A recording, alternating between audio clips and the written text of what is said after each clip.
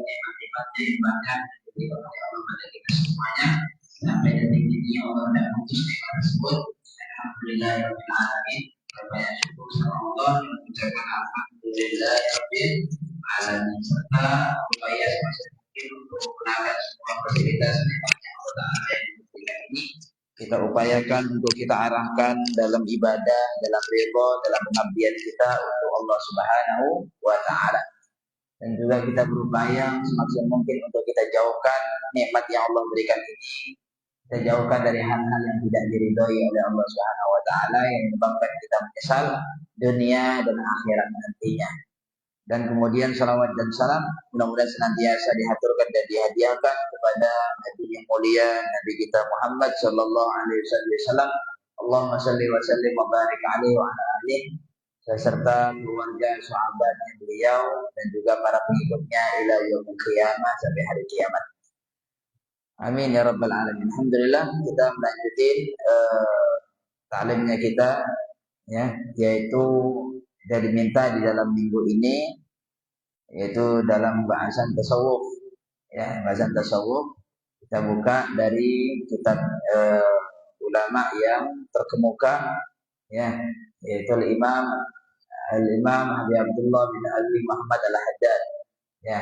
Kita buka dalam bab tentang fadailus shalah, tentang keutamaannya salat ya, karena tasawuf juga sebagaimana di pertemuan lalu sudah kita sampaikan, tasawuf itu bukan hanya sekedar retorika, tasawuf itu bukan hanya sekedar kemudian yang dipahami oleh sebagian orang yaitu pemahaman yang salah dalam ilmu kebatinan, bukan itu tasawuf. Tapi tasawuf itu adalah bentuk amal, bukti dalam menjalani agama, yaitu pengamalan. Jadi tasawuf itu adalah lebih kuat dengan amal. Jadi kalau ada orang mengatakan tasawuf itu adalah ilmu baru, tasawuf itu adalah sesat, tasawuf itu adalah enggak, itu semuanya adalah tuduhan-tuduhan yang tidak benar. Ya, tasawuf itu adalah lebih terikat dan lebih dikuatkan untuk menjalankan amal yang diperintahkan oleh Allah Subhanahu wa Ta'ala dan Nabi Muhammad sallallahu alaihi wasallam. Ya, jadi orang bertasawuf itu adalah tengok dia sholat jamaah, itu bertasawuf. Ya, sholatnya berjamaah. Ya, tengok kemudian dia ngaji, itu bertasawuf namanya. Ya, duduk di pengajian, dengarkan ngaji, itu bertasawuf. Ya, kemudian tengok dia menjalani agama dengan baik, itu bertasawuf namanya. Dia enggak dusta, dia enggak bohong, dia enggak khianat, itu bertasawuf. Ya, jadi orang tasawuf kami sebutkan orang sufi. Kalau orangnya namanya sufi, kalau ilmunya namanya tasawuf. Ya, sufi itu asal dari sofa itu artinya bersih, suci. Ya, mohon maaf, siapa kira-kira di antara kita yang enggak mau kesucian? Kita kepingin zahir dan batin kita itu suci, ya. Kepingin kita punya hati yang suci, pikiran yang suci, ya. Cara pandang yang jernih, kepingin misalnya. Cara beragama yang suci, ya. Kita semua kepingin. Kalau ilmunya namanya tasawuf, kalau orangnya namanya sufi. Meskipun ya mohon maaf, kalau dibandingkan dengan orang yang bertasawuf di zaman-zaman dahulu, ulama-ulama kita terdahulu, misal Imam Ghazali, ya, misal Imam Rabi dan seterusnya, itu rasanya kalau kita bandingkan kita nggak ada apa-apanya dibandingkan sepupunya mereka. Ya, mereka yang banyak amal, mereka yang banyak ibadah, mereka yang jarang tidur untuk Allah Subhanahu wa Ta'ala. Ya, mereka yang menyebarkan ilmu seluas-luasnya sampai saat ini dan detik ini, ilmunya mereka manfaat. Ya, dituntut, dicari oleh banyaknya orang muslimin di dunia ini. Kitab-kitabnya masih ada. Ya, kalau kita nggak dibilang sufi sebenarnya nggak pantas, cuman kita kepingin niru-niru. Kepingin kita kemudian ingin masuk dalam halaman-halaman itu supaya kita ingin tahu sedikit-sedikit, menambah pengetahuan, meningkatkan ibadah, meskipun dengan kadar-kadar kemampuan kita lah. Ya, maka ya tadi disampaikan itulah tasawuf. Ya, orang yang kemudian bukan hanya dia memperhatikan zahirnya, tapi juga memperhatikan batinnya. Ya, pakaian zahirnya bagus, tapi pakaian batinnya juga bagus. Walibasut taqwa dzalika khair. Pakaian ketakwaan itulah lebih bagus kata Allah Taala, ya kan? Nah, dibahas takwa. Yang pastinya takwa itu kan bukan dari penampilan. Takwa itu dari hati, ya. Penampilan meskipun nampak kadang mohon maaf orangnya bergamis, orangnya bersorban, orangnya kemudian berpenampilan semisal ulama besar, tapi banyak juga yang tukang bohong, banyak juga kemudian khianat, banyak juga kemudian nipuin orang lain, sebanyak-banyaknya, ya kan? Ya. Nah, sampai terkenal sampai kemudian pilih walin, ya kan? Nah, itu kan pakaiannya bak ulama, tapi tingkah lakunya bukan sesuai dengan ulama. Tingkah lakunya tidak sesuai dengan syariat Allah. Tingkah lakunya tidak sesuai dengan apa yang diajarkan oleh Nabi. Ya, nah, pakaiannya bisa, tapi pakaian itu tidak menunjukkan akan ketakwaannya seorang. Ya, hakikatnya takwa adalah terletak dalam apa yang Allah sebutkan dalam Al-Quran tentang takwa. Ya, wa may yu'azzim sya'airallah fa innaha min taqwal qulub. Siapa yang mengagungkan syiar Allah, itulah takwa yang ada dalam hatinya. Ya, nah, dia pakai gamis, dia pakai peci, dia pakai baju koko, dia pakai sarung, takut dia maksiat, nggak berani maksiat. Nah, ini ya, berarti dia memuliakan pakaiannya tersebut karena ini adalah pakaian Nabi. Ya, nah, dia orang yang ahli masjid, biasa pergi ke masjid, takut dia buat dosa, takut dia bohong, takut dia khianat, gitu. Sehingga pakaiannya tersebut, kebiasaannya tadi itu mencegah dia dari hal-hal yang mungkar. Ya, nah, libasul taqwa, itulah pakaian takwa dalam hati. Ya, nah, di masjid dia penuh dengan menghormati masjid, ta'zim.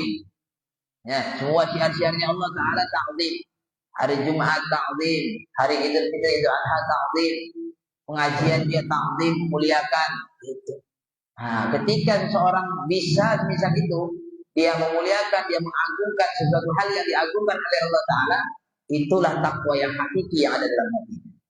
Tapi ketika seorang gak mampu dan gak bisa untuk dia memuliakan sesuatu yang dimuliakan oleh Allah, malah sebaliknya, yang dimuliakan oleh Allah, dia hinakan.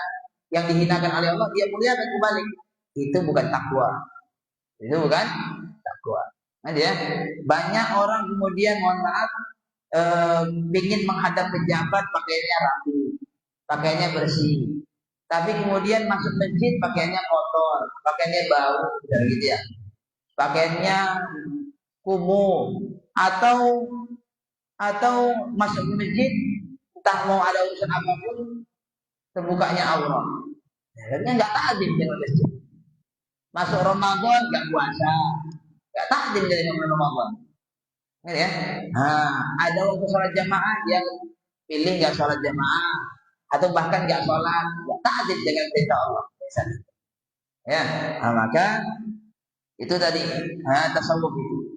Ya, nah, jadi tasawuf itu bukan seperti yang sebagian orang yang salah dalam memahaminya sehingga mengkultuskan bahwasanya tasawuf itu adalah sesat, tasawuf itu adalah salah. Tidak. Ya, tasawuf itu adalah penyucian zahir batin. Hati kita disucikan, zahir kita juga kita sucikan. Ya, nah, kita pengen baju kita rapi bersih, ya kan? Digosok, disetrika, ketika keluar berpenampilan bagus, pengen pastinya. Mana ada kemudian orang kondangan Kak, orang kondangan kira-kira bajunya kusut, nggak diganti-ganti udah 2 minggu. Nah, kira-kira baunya mau tinggi, kira-kira kondangan mau, gitu? Nggak ada. Kita kepingin bagus, bersih, rapi, wangi, ya kan? Wow, kondangan. Tapi tasawuf bukan hanya mengajarkan itu. Tasawuf mengajarkan batin kita bersihkan juga. Batin kita bersih, rapi, wangi, bagus. Itu. Ya. Nah, sehingga ilmu tasawuf ini itu nggak lepas dalam kondisi aktivitas kita sehari-hari. Nggak bisa kita lepaskan. Kalau bagi orang yang mau berpikir, ya. Nah, contoh aja kita mohon maaf kita mau berkaca saja, mau bercermin, mau berkaca kita nengok kaca. Kita hari-hari nengok kaca, apalagi mohon maaf ibu-ibu ya perempuan. Yang laki-laki kadang yang bersisir di kaca, di cermin. Ya, kita diajarkan sama Nabi untuk baca doa. Apa doanya? Allahumma ya Allah, kama hasanta qalbi, sebagaimana kau perbagus bentuk rupaku ini, fahassin khuluqi, baguskan jugalah akhlak batinku. Ya. Nah, sebagaimana kau perbagus dalam bentuk rupamu ini kau baguskan, itu enggak ganteng-ganteng kali, enggak punya jelek-jelek kali, enggak cantik kali. Ya, tapi alhamdulillah masih masih kupingnya dua, matanya dua normal, ya kan? Hidungnya lubangnya dua, masih normal. Ya. Nah, sebagaimana kau perbagus dalam bentuk rupamu, fahasin khuluqi. Maka perbagus pula lah akhlak batin pun. Akhlak batin. Enggak cuma dari itu, Nabi ajarkan lagi. Waja'al sarirati khairan min alaniyati. Kau jadikanlah batinku ini, hatiku ini itu lebih baik daripada zahirku.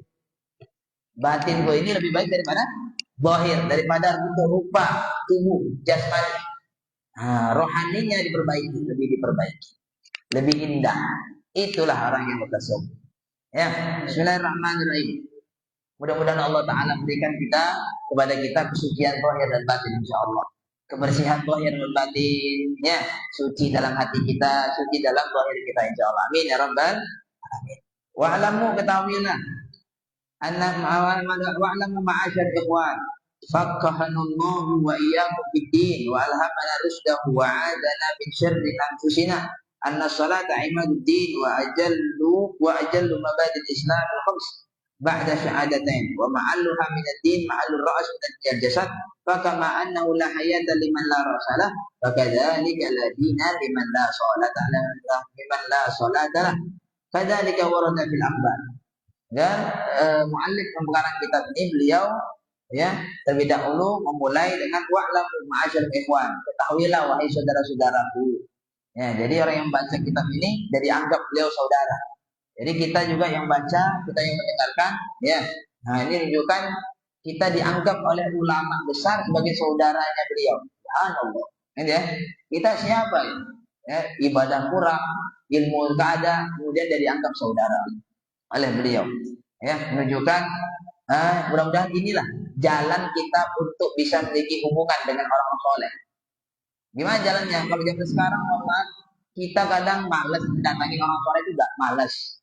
Mendatangi orang soleh malas. Yang banyak itu orang soleh datang sama kita. Betul Pak? Betul Pak? Ya kan? Ya. Kita yang datangi orang soleh, mohon maaf dalam setahun kira-kira berapa kali kita silaturahim ke rumahnya ulama? Nah, coba. Itu belum tentu lagi. Setahun sekali pun belum tentu. Lebaran pun kita lebih mementingkan datangnya ke keluarga, ke kerabat, famili. Ya, bagus ya bagus. Tapi kapan kemudian kita menjalin hubungan silaturahim dengan ulama? Ya, kita yang datangin belum tentu lagi setahun sekali. Tapi ulama yang datangin kita banyak sekali. Ya, orang yang ngajar di sini Ustaz bulan datang ke bapak, nyampaikan ilmunya. Ya, meskipun beliau nggak minta untuk didatangin ke rumah kalau lebaran nggak minta. Ya, nggak minta, nggak mengharap, nggak. Tapi itu, ya, mereka kepingin yang penting ada manfaat. Penting manfaatnya luas, ilmunya tersebut bisa memberikan manfaat.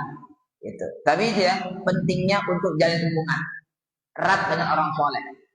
Ya, di dunia sebelum nanti di hari kiamat saja sangat beruntung dan juga sangat penting. Ya, bahkan Nabi Yusuf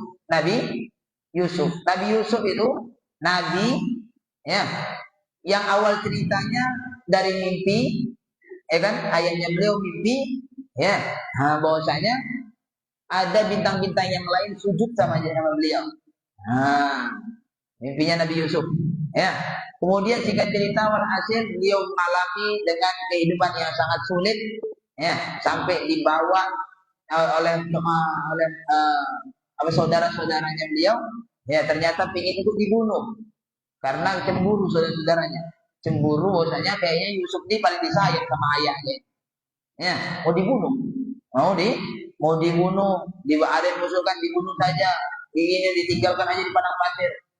Ya, ada yang mengusulkan jangan dibunuh. Itu juga adik kita. Gitu ya. Tapi campakkan aja ke sumur. Campakkan ke sumur. Ini gimana? Abang bagaimana? Gak bisa begitu ya. Walhasil dibuatlah dicampakkan ke sumur. Ya, ketika pulang buat cerita-cerita bohong kepada ayah. Dibilanglah ketinggalan di saat lomba lari, kemudian dimakan sama serigala. Ini buktinya darahnya palsu. Ya, sampai angin airnya sampai bertahun-tahun, sampai kemudian mengalami nggak bisa melihat. Kita nggak mengatakan buta.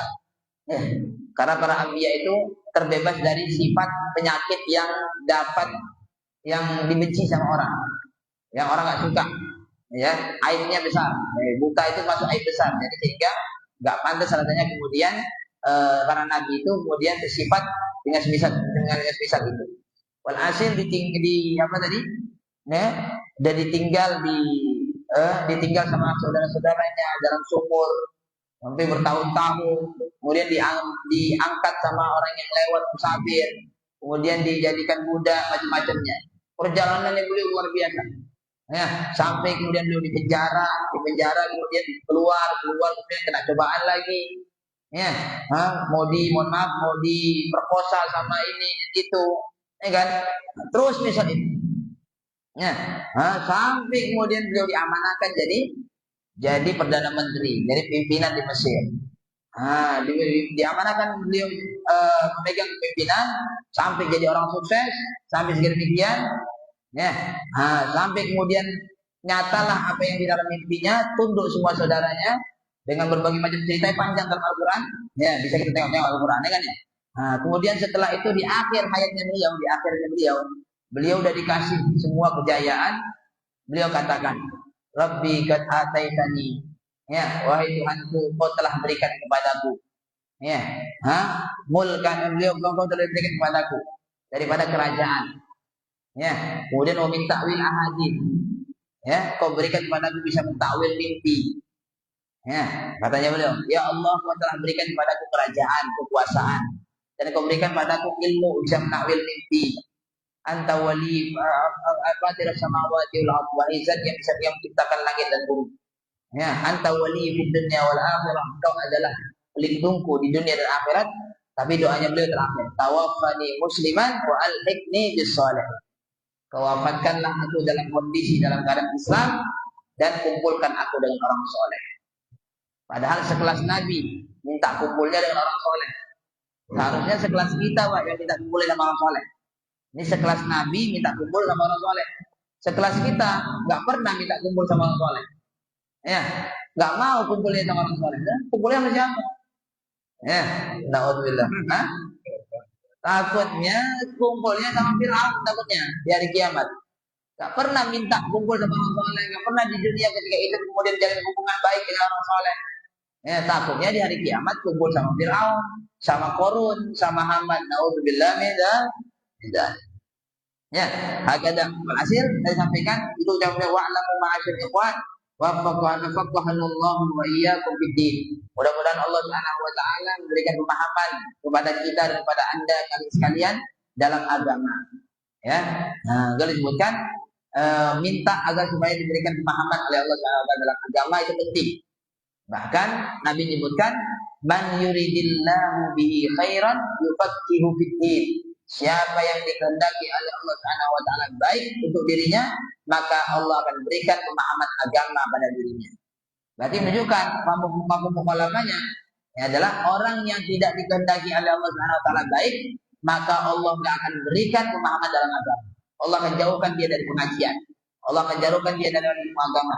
Allah akan jauhkan dia dari orang soleh, sehingga dia tidak diberikan oleh Allah pemahaman dalam agama. Buta dalam ilmu agama. Ya, jahil, bodoh dalam ilmu agama. Ini menunjukkan orang tersebut tidak diinginkan oleh Allah Taala untuk diberikan kebaikan. Naudzubillah min dzalik.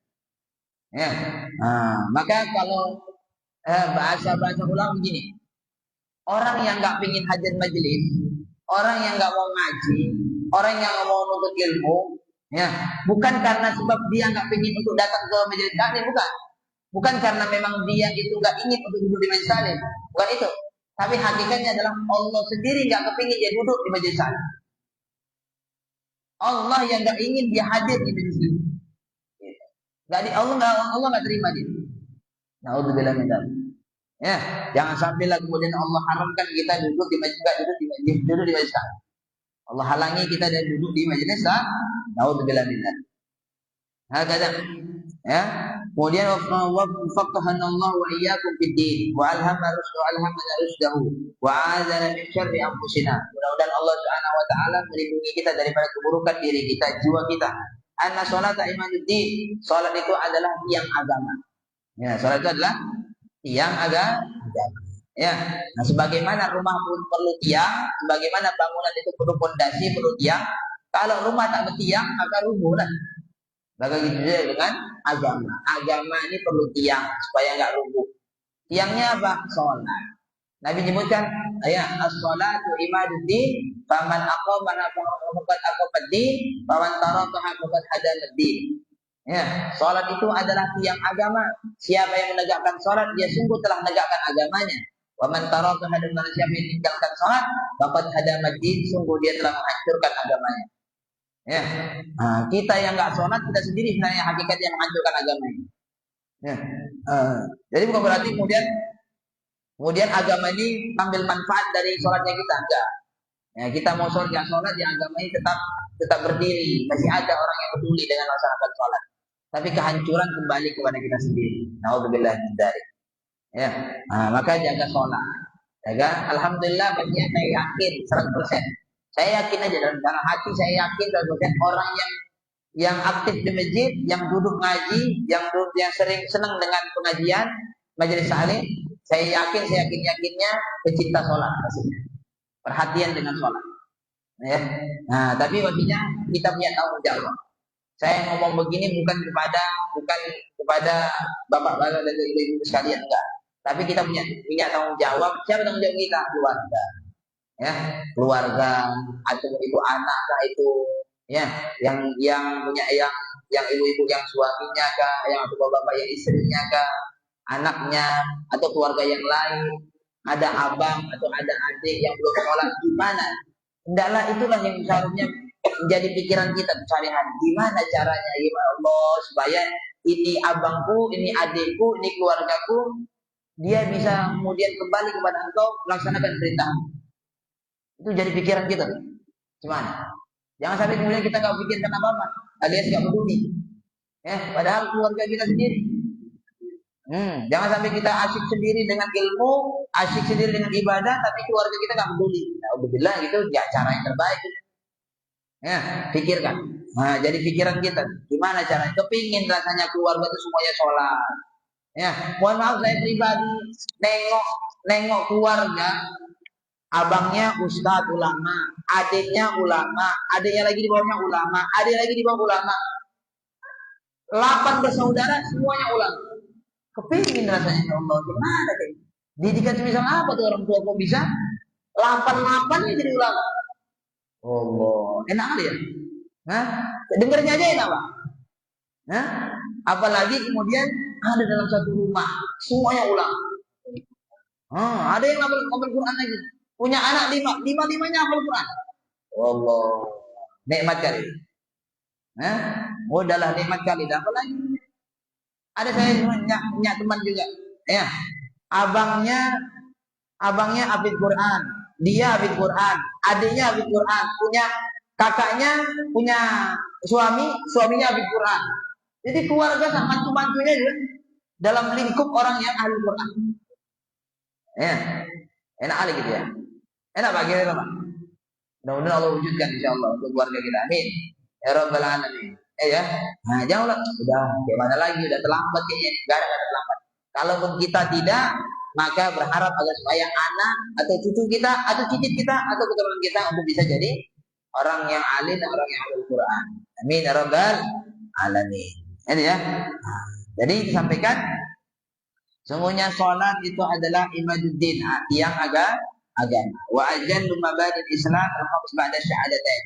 Dan paling mulianya fondasi Islam, ya. Nah, yaitu ya, yang 5 fondasi Islam yang dimakan rukun Islam ada 5. Rukun Islam ada 5, syahadat, salat, puasa, zakat, haji. Ya kan? Rukun Islam ada 5. Ya. Nah, yang termulia setelah syahadat adalah salat. Nah, setelah adalah salat. Nah, agak. Jadi diumpamakan begini. Ini ya, Katanya ulama begini, ini botol atau gelas air. Ini 5 ini adalah rukun Islam. Ini pertama syahadat, sholat, puasa, zakat, haji. Kita pegang begini. Kalau kita nggak haji, masih bisa kuat pegangnya, Pak. Bisa kuat kan? Nah, kalau kita nggak zakat, misalnya kita nggak haji karena nggak mampu. Ya, makanya haji itu bagi yang mampu. Kalau kita nggak zakat, zakat itu bagi orang yang kaya, zakat mal. Kalau zakat fitrah ya berapa yang dikeluarkan? Cuma 2,7 pohon kan gitu kan? Nah, kalaupun kita nggak kaya, dari gitu ya. Nah, lepas 1 zakat masih kuat dipegang.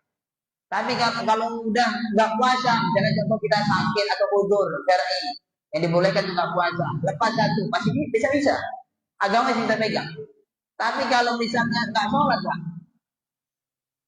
sholat cuma ada, jatuh, agama hancur. Kalau nggak sholat, apalagi nggak ada syahadatnya, ya berarti udah kafir lah. Alhamdulillah, beda, gitu ya. Misalnya, kalau kemudian wa ma'allu aminatin ma'allu ra'as minal jasad, ya, kedudukannya, tempatnya sholat dalam agama itu sama seperti tempatnya kedudukan kepala dari jasad. Ya, sholat itu bagaikan, sholat itu di agama itu bagaikan kepala di jasad kita. Maksudnya gimana? Dia disebutkan fakama annahu la hayata liman la ra'sa lahu fakadzalika alladziina liman la sholata lahu. Sebagaimana sesungguhnya orang yang sesungguhnya tidak ada kehidupan, tidak hidup bagi orang yang tidak berkepala, maka gitu juga tidak ada agama bagi orang yang tidak sholat. Kira-kira Pak, orang yang nggak berkepala hidup, kira-kira ada ya? Orang yang nggak berkepala hidup, jalan-jalan, cemana dia jalan-jalan dengan kepala yang nggak ada? Ya, matanya di situ, di kepala. Ya, dan nggak mungkin ada orang hidup tanpa kepala. Gitu juga lah, tidak ada agama bagi seorang yang nggak sholat. Ya, makanya sabda Nabi al-ahdu bainana wa bainal musyrikin, perjanjian dan pemisah kita antara orang Islam dan orang kafir adalah as-shalah. Letaknya di sholat. Ya, faman tarakaha muta'ammidan, siapa yang meninggalkan sholat dalam kondisi sengaja, ya, maka faqad kafara jiharan, sungguh dia telah kafir terang-terangan. Ya, pemisahnya itu sholat. Jadi hendaklah sholat ini kita jadikan suatu hal yang lebih penting dalam pikiran kita, yang terpenting dalam pikiran kita. Ya, kalau untuk kita, mudah-mudahan Allah berikan keistiqomahan, Allah berikan taufik dan hidayah, sehingga bisa senantiasa dalam melaksanakan sholat terus ila akhir hayat, sampai akhir hayat kita. Amin ya rabbal alamin. Tapi pastinya kita juga punya tanggung jawab tadi. Perhatikan sholatnya anak, perhatikan sholatnya kemudian pasangan, perhatikan sholatnya keluarga. Meskipun gak serumah sama kita, tapi hendaklah itulah bagian daripada keluarga kita, jadi bahan pikiran kita. Jadi sehingga kalau bangun malam, tahajud, ketika sujud, dalam hati mohon sama Allah, ya Allah, abangku fulan bin fulan itu belum sholat, ya Allah, berikan hidayah pada mereka. Adikku fulan bin fulan, dia belum sholat, ya Allah, berikan hidayah supaya dia kembali kepadamu. Ya, saudaraku fulan bin fulan, dia enggak sholat, ya Allah, berikan petunjuk pada, ya, berikan petunjuk dia untuk padamu. Sehingga, ya, dalam doanya kita, insya Allah kabul dengan perlahan-lahan.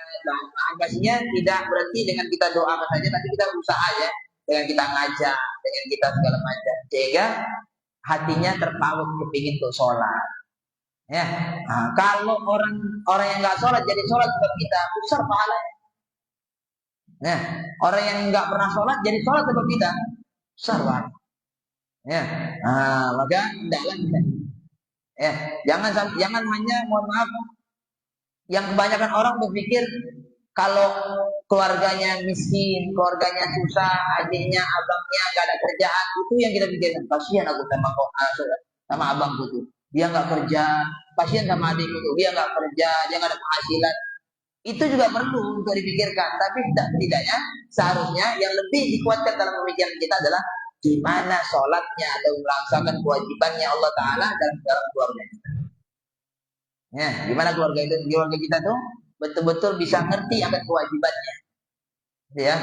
Jadi jangan hanya kemudian kita Dalam hal duniawi saja kita kasihan sama keluarga gitu. Tapi dalam hal ibadah pun juga seharusnya kasihan.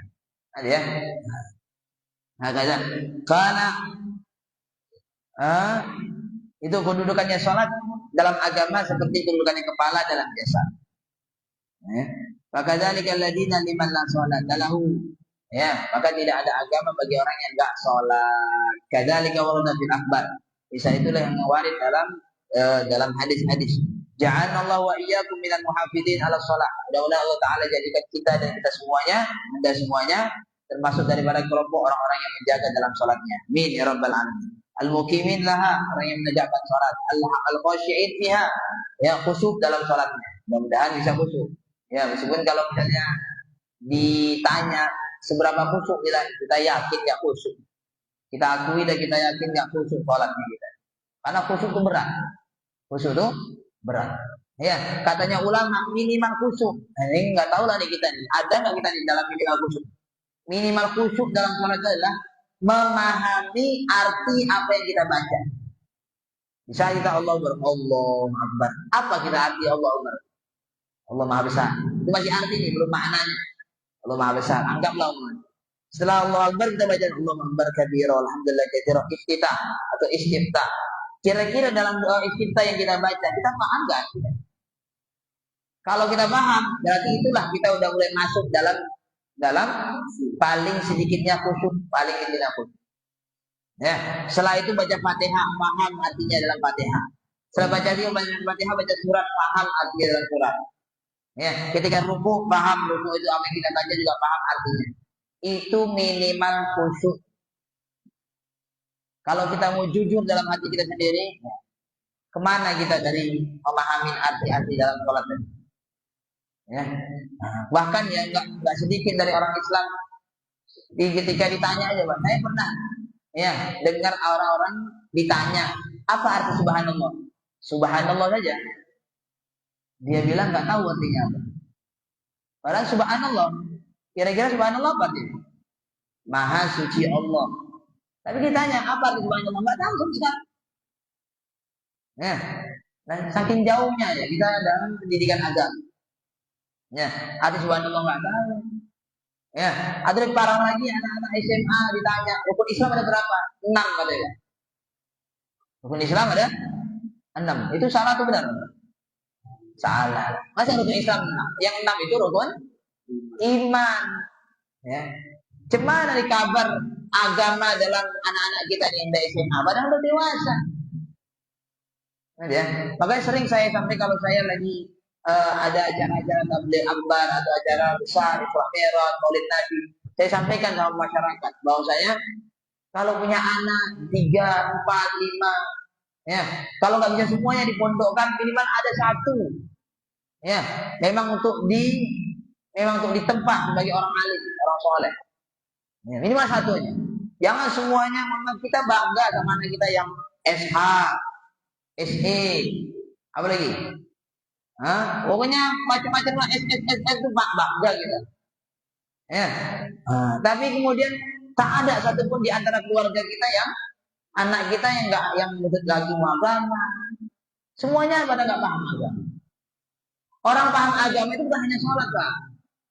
Bukan hanya sholat. Aja. Tapi ngerti dalam ilmu. Ya, berkecimpung dalam ilmu. Maka kalau ada anak 3, 4, 5, ya minimal 1 aja lah. Nah, 1 itu udah memang untuk ditempa untuk mendalami ilmu agama. Ya, mudah-mudahan dengan 1 itu bisa menyelamatkan semuanya. Gitu. Ya, misal itu. Ya, kalau nggak mampu kita mendidik anak kita itu dalam agama, minimal ya nggak mampu kita diri kita nih. Udah amanahkan kepada lembaga pendidikan yang bisa menjaga akhlaknya, yang bisa mendidik akhlaknya, agamanya dan sebagainya. Ya, bisa. Hakada. Kalau disebutkan al-muqim al-khashi'in dia. Jadi khusyuk itu adalah yang terkecil, yang terendah adalah memahami apa yang kita baca. Bahkan sabda Nabi sallallahu alaihi wasallam, Rasulullah bersabda, "Innallaha la yaqbalu salata 'abdin illa ma hafal." Allah Ta'ala tidak menerima salatnya seorang hamba kecuali dengan kadar berapa kuat dia memahami apa yang dia baca. Kan? Mohon maaf kalau kita mau jujur aja kayaknya sholat kita nggak diterima kayaknya. Kalau mau jujur aja lah. Ya, kadang lagi sholat pikirkan kunci, lagi sholat pikirkan ini, lagi sholat pikirkan macam-macam. Kan? Tak kemana-mana bercabang-cabang pikiran. Apalagi baru, mohon maaf orang yang punya bisnis besar atau bisnis udah mulai bisnis itu udah, apalagi awal-awal pertama kali itu udah kocak kacau pikiran. Sampai lagi sholat pun terbawa-bawa. Ya, terbawa-bawa gimana supaya bisnisku ini meningkat dan untungnya banyak supaya bisa berkembang macam-macam. Ya, terganggu. Padahal dalam sholat, ya, itulah yang diajarkan oleh Rasulullah SAW dalam tasawuf. Ya, jadi kita berupaya untuk punya nilai khusyuk dalam sholat. Bahkan kata Sayyidina Imam Hasan Al Basri, beliau katakan, ya, beliau sebutkan, kullu salatin la yahduru fiha al-qalb, ya, fahiya ilal ukubati asra. Setiap sholat yang ketika sholat tersebut tidak hadir hati di dalamnya, dalam sholat tidak hadir hati, tidak khusyuk, fahiya ilal ukubati asra. Maka sholatnya semisal itu yang tidak hadir hatinya ketika sholat lebih cepat disiksa oleh Allah Subhanahu wa taala. Allah, ucapan begini menakutkan ini ya. Ucapan menakutkan. Ya. Kalau dari sinilah, mohon maaf, dari sini pentingnya untuk belajar tasawuf. Gak ada lagi celah untuk kita kemudian menilai ibadah orang lain. Kita nilai ibadah sendiri saja gak habis-habis. Ya, gak ada lagi kemudian kata orang sesat, orang ini, orang apa ya. Gak ada lagi kemudian untuk mencemooh orang kalau kita ngerti tentang tasawuf. Karena kita sibuk dengan memperbaiki diri sendiri. Gak ada lagi celah untuk mengomentari orang lain. Ya, sholat kita bagaimana? Kita nggak usah pikirkan sholat orang lah, sholat kita sendirilah. Kecuali ketika berhubungan dengan fikih, ada orang lain salah dalam fikihnya. Nah, baru kita, oh ini salah nih, kita berani disalahkan karena apa? Tidak sesuai dengan aturan syariat. Ya, tapi kalau soal diterima nggak diterimanya itu urusan Allah, bukan urusan kita, urusan dia sama Allah. Urusan kita itu belum beres loh. Ya, maka disampaikan khusyuk itu, pentingnya khusyuk. Karena khusyuk itu adalah ruhus sholat, ruhnya sholat. Sebagaimana manusia hidupnya dengan ruh. Kalau manusia nggak ada ruhnya, bukan disebut manusia, Pak. Namanya jenazah. Namanya jenazah. Kalau nggak ada ruhnya lagi. Ya, sholat gitu juga. Kalau sholat nggak ada khusyuknya, sholat jenazah ini. Maksudnya sholat jenazah, sholat itu jenazah. Ya, nggak bernilai sama sekali. Udah mati, Pak. Nah, sholat itu perlu ada ruhnya. Gak disebutkan katanya Imam Al-Ghazali, menyebutkan orang yang sholat gak khusyuk, orang yang gak sholat, hatinya gak hadir, gak khusyuk dalam sholatnya, itu dia bagaikan orang yang menghadiahkan kepada raja, pembantu atau pelayan wanita yang cantik tapi mati. Kira-kira Pak, ada raja di ulang tahun, contoh nih, presiden ulang tahun, kita diundang Pak. Pasti kita berpikir nih, kira-kira hadiah apa yang akan kasih di sama presiden? Gak mungkin pula kasih air ini kuah Pak, satu kan? Gak mungkin. Pasti kita kepingin ada hadiah yang kita berikan, yang kita persembahkan yang terbaik untuk presiden sebagai hadiah ulang tahunnya. Ya, kemudian kita malah kita kasih besar juga. Kita kasih adalah pelayan perempuan cantik tapi gak bernyawa. Kita kasih, gak ada nyawanya. Kira-kira itu penghinaan atau penghormatan? Penghinaan itu. Oh, kalau itu otoriter ya, apa tadi presidennya habis tembak mati di tempat. Kau menghina aku namanya dia. Bukan malah menghormati aku, malah menghina dalam acara ulang tahun itu. Tembak, ya. Nah, apalagi sama Allah. Ya, kita ini menghadiahkan sesuatu pada Allah. Kita kasih pula kemudian, ya, yang enggak. Ya, dalam pandangan yang beliau yang lain ada mengatakan orang yang sholatnya nggak khusyuk, nggak hadir hatinya dalam sholat, maka bagaikan orang yang menghadiahkan kepada raja kotak hadiah besar, kotak hadiah, ya, dikasih pita, dikasih bungkus kado, cantik luar biasa luarnya, tapi isinya kosong lah. Kira-kira gimana? Isinya kosong. Allah, ketahuan sama raja habis. Ya, ngasih. Mohon maaf dosa yang kosong kita kalau pesta, Pak. Saya pernah ngalamin, saya pribadi. Saya untuk kawin nikah, saya ada apa namanya walimah ya, ada walimah. Orang ngasih di amplop 2.000. Apa kata mertua? Bagus gak usah ngasih. Ya betul, Pak. Bagus gak usah ngasih daripada 2.000 kan gitu ya. Bukan kita menilai 2.000-nya, bukan. Kalau nggak ngasih kan nggak apa-apa. Kan bukan untuk apa nih?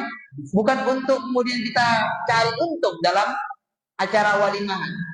Ya, bagus gak usah ngasih. Kan gitu kan? Daripada 2.000. Kan penghinaan ini 2.000. Ingat ya? Gimana kalau orang mau berpikir harga diri? Ya, tapi kalau caranya ya udahlah nggak apa-apa, namanya juga orang mungkin mampunya cuma 2.000 ya 2.000. Kayak tukang parkir gitu. Nah, nggak tahu lah kalau misalnya kita pernah begitu sama orang ya. Ada orang kawin kasih 2.000 di amplop misalnya begitu. Nah, tapi yang bentuk penghinaan. Nah, kalaulah kemudian kita digitukan kemudian kita aja marah. Nah, gimana lah kalau mungkinnya Allah Subhanahu wa taala kalau kita sholatnya nggak khusyuk, mikirkan macam-macam, hati kita penuh dengan dunia, ya, kita hadiahkan sesuatu yang kotor pada Allah Subhanahu wa taala dalam ibadah kita. Ya, kalau nggak diajak udah untung kali lagi. Kalau nggak diajak sama Allah, udah untung. Ya Rabb, jalan. Nah, ad-daimina 'alaiha. Yang mudah-mudahan kita dijadikan oleh Allah Taala sebagai orang-orang yang mudawamah, yang istiqomah dalam melakukan salat. Wabidzalika amara Allah ibadahul mu'minin fi kitabih. Maka dengan itulah Allah Subhanahu wa taala memerintahkan hamba-hambanya yang mukmin dalam kitabnya wa bihi wasafahum wa faqala azza wa jalla min qail. Dan dengan hal tersebutlah Allah Subhanahu wa taala mensifati hamba-hambanya yaitu dalam Al-Qur'an hafizu 'ala shalawati was salatil wusta wa qumu lillahi qanitin. Allah menyebutkan dalam Al-Qur'an kalian jagalah 'ala shalawat dan salat-salat. Jaga salat. Ya, pesannya Allah jaga salat. Jangan sampai salat dibengkalaikan dalam kondisi apapun. Dalam kondisi apapun. Ini salat yang terpenting. Jangan sampai kemudian rajin ngaji, rajin ke masjid, baru kemudian sibuk sedikit, ya, ada acara nikah, sibuk sedikit, kemudian nggak sholat, ya, acara keluarga, sibuk sedikit, kemudian nggak sholat, ya, atau acara kantor, acara kerjaan, sibuk sedikit, kemudian nggak sholat, ya, atau jalan-jalan, ya, sibuk sedikit jalan-jalan, asik jalan-jalan, rekreasi sama keluarga, malah nggak sholat, ya, nah, dan itu banyak ya dari orang Islam, ya, banyak dari orang Islam. Ya mudah-mudahan Allah Ta'ala berikan hidayah pada orang Islam seluruhnya sehingga bisa melaksanakan sholat dengan baik. Amin ya Rabbal Alamin. Qala hafidu ala sholat wa sholatil wusta dan sholat wusta. Sholat wusta ini sholat bukan banyakkan ulama mengatakan sholat wusta adalah sholat asar. Sholat asar, sholat pertengahan. Ya, nah, sholat asar. Wa qumu lillahi qanitin dan bangkitlah, tegaklah untuk Allah Subhanahu wa taala dalam tunduk. Ya, fasolawatu hiyal maktubatul khamas. Maksud dari sholat di sini adalah sholat yang diwajibkan yang 5, yaitu sholat zuhur, sholat asar, sholat maghrib, sholat isya, sholat subuh. Cuma 5. Ya. Nah, seandainya kemudian kalau Nabi SAW itu enggak naik lagi ketika dalam Isra wal Mi'raj, Nabi turun, ya, bawa perintah sholat oleh Allah Subhanahu wa taala 50 waktu. Seandainya Nabi enggak naik lagi, enggak diperintahkan sama Nabi Musa untuk naik lagi minta dispensasi dan tidak keringanan kepada Allah. Seandainya Nabi enggak naik lagi 50 waktu sholat kita. Nah, yang 5 aja keteter gitu.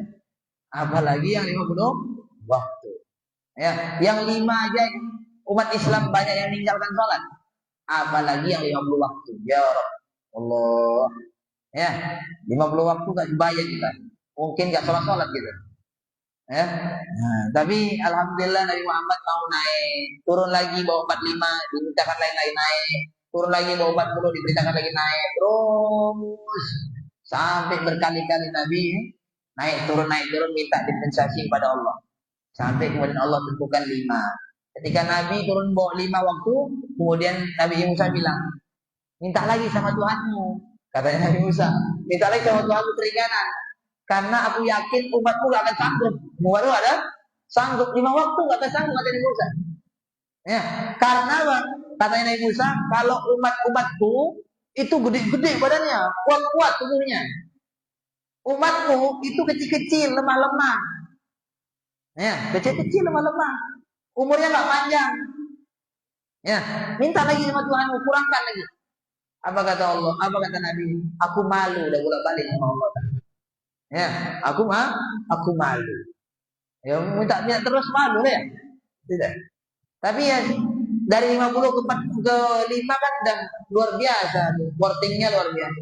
Nggak ada orang jualan kemudian orang jualan harga barang 100.000, harga barang 100.000, kemudian jadi 10.000. Ada kira-kira? Kita tawar, berapa aku beli? 10.000, 10.000. Harga barang 100.000. Secara logika nggak masuk akal.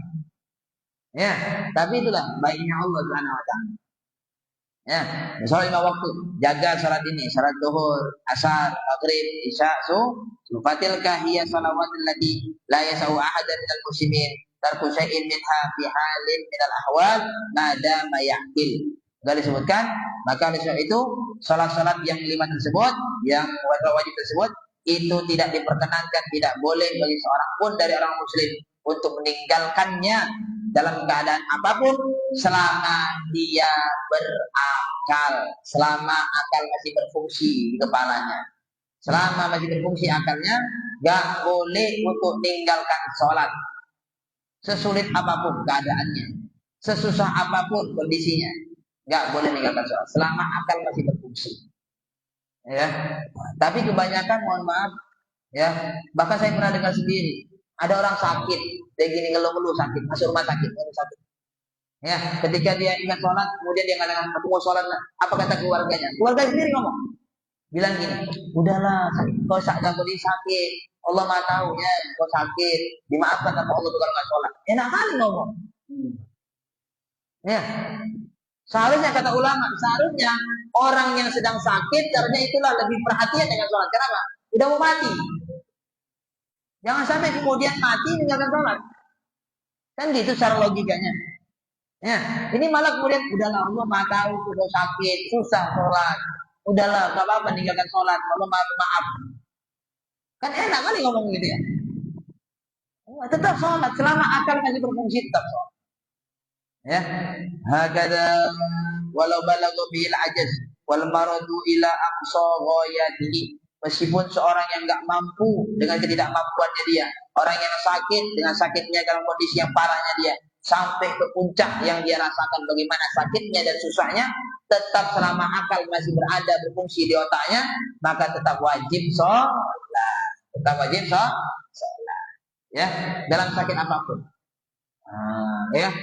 Dan alhamdulillah agama kita ya memberikan solusi. Gak mampu sholat berdiri boleh duduk, gak mampu duduk boleh berbaring, gak mau berbaring boleh terlentang. Gak mau terlentang ya nggak mungkin gak mau terlentang. Semua orang kalau sakit terlentang. Ya, nah gak mampu terlentang ya disolatin aja lah. Berarti udah nggak ada lagi. Ya, nah ini menunjukkan gimana pentingnya sholat. Ya, jadi dari poin hari ini ya, kami minta pelajaran gimana pentingnya sholat yang harus kita jaga. Ya, bukan hanya untuk diri kita pribadi, tapi kita juga punya tanggung jawab sekitar kita, anak kita, istri kita, suami kita, adik abang kita, famili kita, kerabat kita, baik yang jauh atau yang dekat, itu jadi pikiran kita terhadap sholatnya bagaimana, ibadahnya mereka, gimana sholatnya mereka. Ya, wabil khusus anak bang, wabil khusus anak, ya. Mohon maaf kita kadang kasihan nengok anak kemudian tidur, kita bangun subuh, nengok anak udah besar, dia tidur, kita kadang ngomong kasihan dia kalau dibangunin, kurang tidurnya, kan itu ya, kasihan kalau walhasil kita enak sholat ke masjid, kita duduk ngaji, ya anak udah gede, udah besar, kemudian nggak sholat di rumah, masih dalam badan morok aja. Masih akan tidur aja, meninggalkan sholat. Jangan anggap kemudian jalan kita mulus pak menuju surga, enggak. Ya, nanti ketika di hari kiamat ditegakkan mahkamahnya Allah Subhanahu wa taala, Allah tegakkan pengadilan di hari kiamat. Di saat kita dipersilakan masuk ke surga, sebagian masuk surga, ternyata anak kita di belakang sudah mengatakan, "Stop ya Allah, mau instruksi." Ya, Allah bilang, "Kenapa? Itu ayahku, ya, dia nggak pernah nyuruh aku sholat selama hidupku. Sehingga aku besar tumbuh dalam kondisi aku nggak sholat, nggak kenal dengan agama. Nah, itu ayahku nggak pernah bawa aku pengajian. Itu ayah nggak pernah masukkan aku dalam lembaga pendidikan agama. Ya, jangan biarkan dia masuk. Aku nggak ridho kalau dia masuk neraka, masuk surga. Sedangkan aku masuk neraka. Dua-duanya, ya Allah masuk neraka. Ayahnya pun ditarik ke neraka.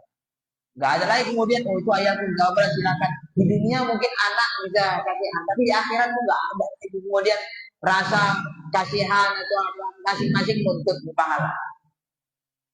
Masing-masing nuntut pahala, masing-masing ingin selamat sendiri. Makanya aku menyebutkan yauma yafirrul mar'u min akhi wa ummihi wa abi wa sahibatihi wa bani likulli imri'in minhum yauma idzin sya'nu yughni. Di hari yauma idzin yafir mar'u min akhi.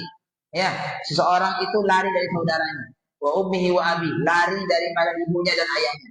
Wa sahibatihi wa bani, lari dari istrinya, lari dari anak-anaknya. Kenapa? Takut tuntutan nanti di hari kiamat. Takut saling nuntut. Gitu ya. Nah, mudah-mudahan keluarga kita keluarga sakinah, mawaddah warahmah, keluarga yang bisa mengantarkan kita ke surganya Allah Subhanahu wa taala. Di dunia saling mendukung dalam kebaikan dalam ibadah kepada Allah Subhanahu wa taala. Di hari kiamat kumpul bersama-sama dengan keluarga dalam keadaan berbahagia insyaallah. Amin. Ya rabbal alamin. Cukup sekian dari pertemuan kita pada pagi hari ini. Bagi yang ada pertanyaan dipersilakan. Masih banyak lagi ya tentang sholat ini, tapi ya kita pandangkan terlebih dahulu. Ya, bagi yang punya pertanyaan dari Bapak dan Ibu dipersilakan. Allah a'lam.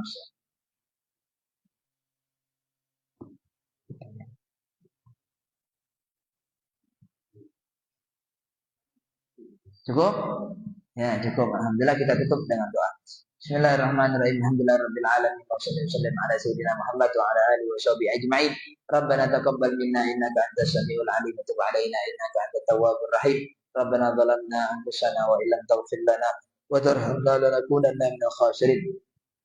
اللهم اجعلنا ولدنا وأصحابنا ذريتنا من أهل العلم وعن الخير ولا تجعلنا وإيانا على سوء والضير واجعلنا عبد إحسان عبد امتحان ربنا زدنا علما وسلنا في رزقنا وبارك لنا فيما رزقتنا واجعلنا محبوبا في قلوب عبادك وعزيزا في أعينهم واجعلنا وجيها في الدنيا والآخرة من المقربين يا كثير النوال حسن الفعال يا قائما بلا زوال يا مبدعا بلا مثال لك الحمد ولك المنة ولك الشرف على كل حال ربنا آتنا في الدنيا حسنة وفي الآخرة حسنة وقنا عذاب النار صلى الله على سيدنا محمد وآله وصحبه وسلم والحمد لله رب العالمين تقبل الله منكم منا ومنكم تقبل يا كريم السلام عليكم ورحمة الله وبركاته